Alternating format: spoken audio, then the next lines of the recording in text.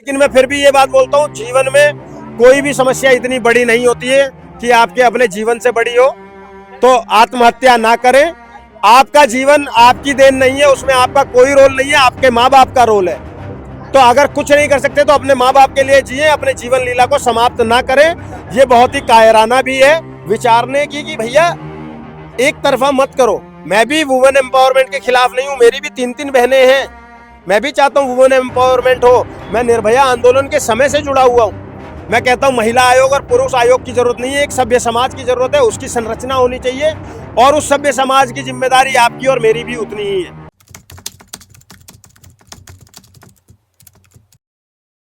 अतुल सुभाष एक ऐसा नाम जिसकी चर्चा आज पूरे देश में हो रही है। क्यों हो रही है इसका वजह हम आपको बताते हैं। अतुल सुभाष को लेकर जिस तरीके से उन्होंने आरोप लगाया अपनी पत्नी पे और ससुराल वालों पे कि जिस तरीके से उनको प्रताड़ित किया गया और इतना प्रताड़ित किया कि वो बंदा जो है सुसाइड अटेम्प्ट करने के लिए जो है कहीं ना कहीं अपने आप को उसमें झोंक दिया। सुभाष को लेकर जो है तमाम दलीलें पेश की गई कि देश में जो है पुरुष आयोग नहीं है।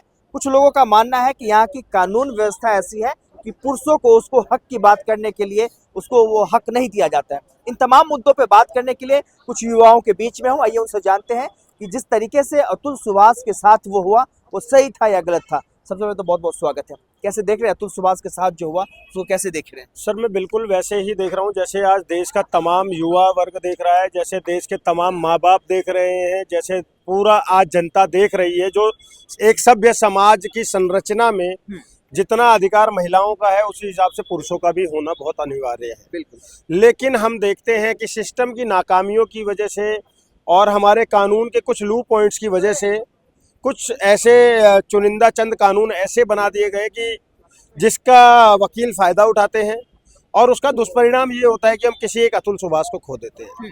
ये एक अतुल सुभाष की कहानी नहीं है।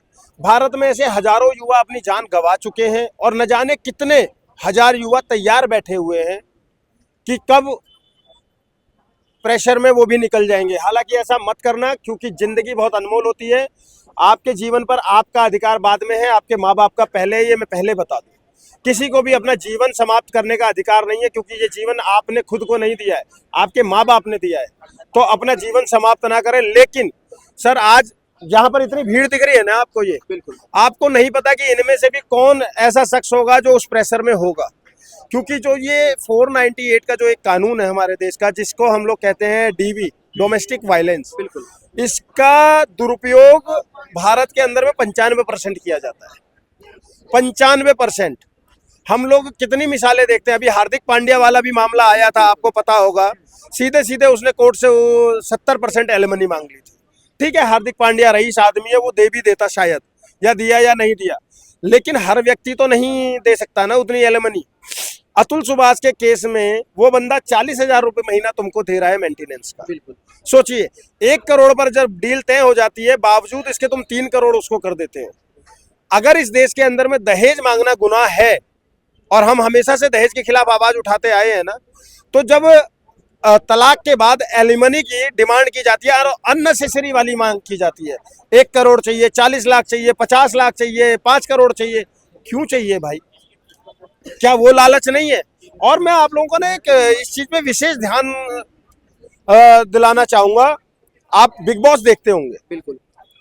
बिग बॉस में अभी चंद रोज पहले ही कुछ महिलाएं बैठी हुई थी, जिसमें शिल्पा शिरोडकर भी थी, कशिश कपूर थी, और भी 2-3 महिलाएं थी, सबका नाम मुझे याद नहीं है। और वो डिस्कशन कर रहे थे, तो वहां पर कशिश कपूर पता है क्या कहती है? कहती है शादी करो, 3 साल बाद डाइवोर्स ले लो, वो भी आजाद, मैं भी आजाद, आधी प्रॉपर्टी अपनी। मतलब ये मानसिकता हो गई है आज महिलाओं की।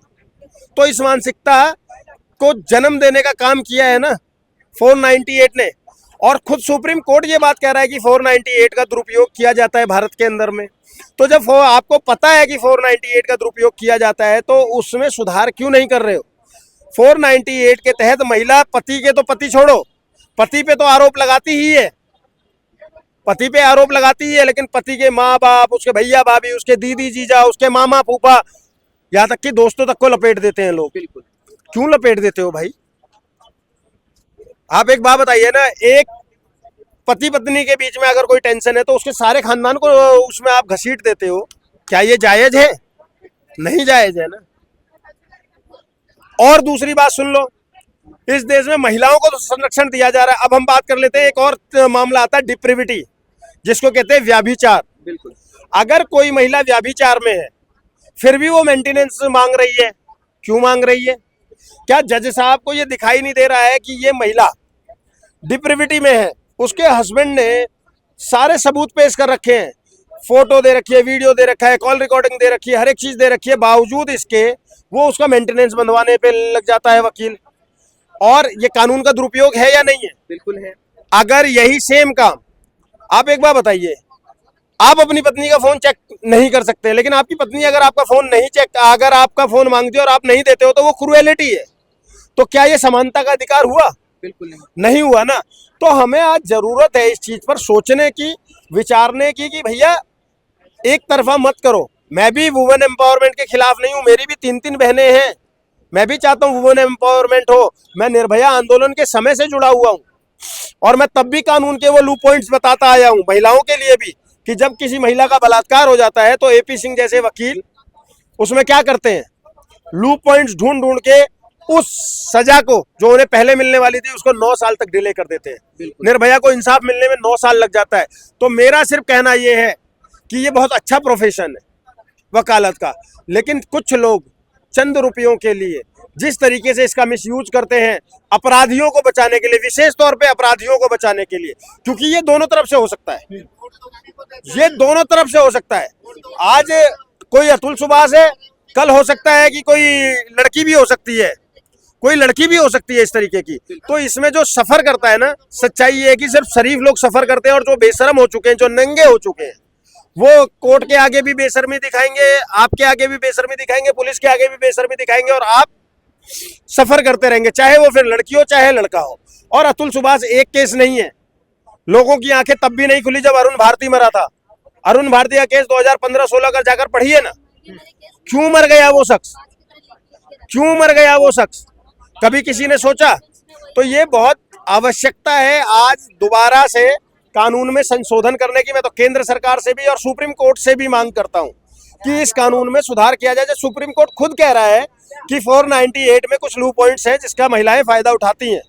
और सर कुछ महिलाएं नहीं, मैं आपको डंके की चोट पे ये बात बोल सकता हूं, डंके की चोट पे 95% केसेस जो डोमेस्टिक वायलेंस के हैं वो फेक हैं भारत के अंदर में।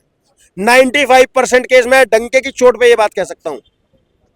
और जब सुप्रीम कोर्ट भी कह रहा है कि इसका फायदा उठाया जाता है तो क्यों नहीं उसमें सुधार किया जा रहा है, मुझे ये समझ में नहीं आ रहा है। एक सवाल जो है इस समय लगातार देश में ट्रेंड कर रहा है कि महिलाओं के लिए तमाम आयोग बनाए गए हैं, तमाम जो नियम कायदे बनाए गए हैं, पुरुषों के लिए पुरुष आयोग क्यों नहीं बनाया गया?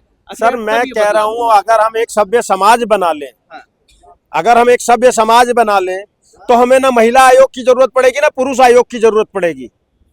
लेकिन हमारा समाज फेक फेमिनिज्म के नाम पर कहां जा रहा है वो देखिए ना। मैं आपको बता तो रहा हूं, वो 23 साल की लड़की है, वो बिग बॉस में नेशनल टेलीविजन पे ये बात बोल रही है, मजाक में बोल दे रही है। क्या बोल रही है कि शादी करो 3 साल बाद डाइवोर्स लो, तुम भी आजाद वो भी आजाद, आधी प्रॉपर्टी अपनी। ये मानसिकता हो गई आज की लड़की की यार। क्या वजह है किस तरीके की मानसिकता फैल फेक फेमिनिज्म।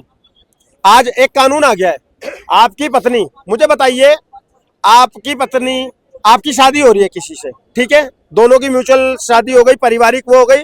क्या शादी सिर्फ 2 लोगों का बंधन है? 2 परिवारों का भी बंधन है, एक पवित्र बंधन है। अग्नि के 7 फेरे लेकर आप शादी करते हो, उसके बाद में अगर लड़की का मन नहीं है अपने पति के साथ में, वो किसी और के साथ में भी संबंध बना सकती है, उसमें कोई केस नहीं बनेगा। पता है ये बात आपको? लड़की अपनी स्वेच्छा से शादी के बाद दूसरे मर्द के साथ में, गैर मर्द के साथ में संबंध बना ले, उसमें केस नहीं है, वो जेल नहीं जाएगी। तो क्या ये इस तरीके से आप सभ्य समाज बनाओगे? ऐसे बनेगा सभ्य समाज? लड़का जिस मर्द शादी करने के बाद एक लड़का 4-4 लड़कियां घुमा रहा है, ऐसे बनेगा सभ्य समाज? नहीं बन सकता ना। इसीलिए कह रहा हूं कानूनों में जहां पर जरूरत है वहां सख्ताई लाओ और जो दुरुपयोग किए जा रहे हैं उसमें सुधार करो। इसकी बहुत आवश्यकता हो चुकी है आज के समय में।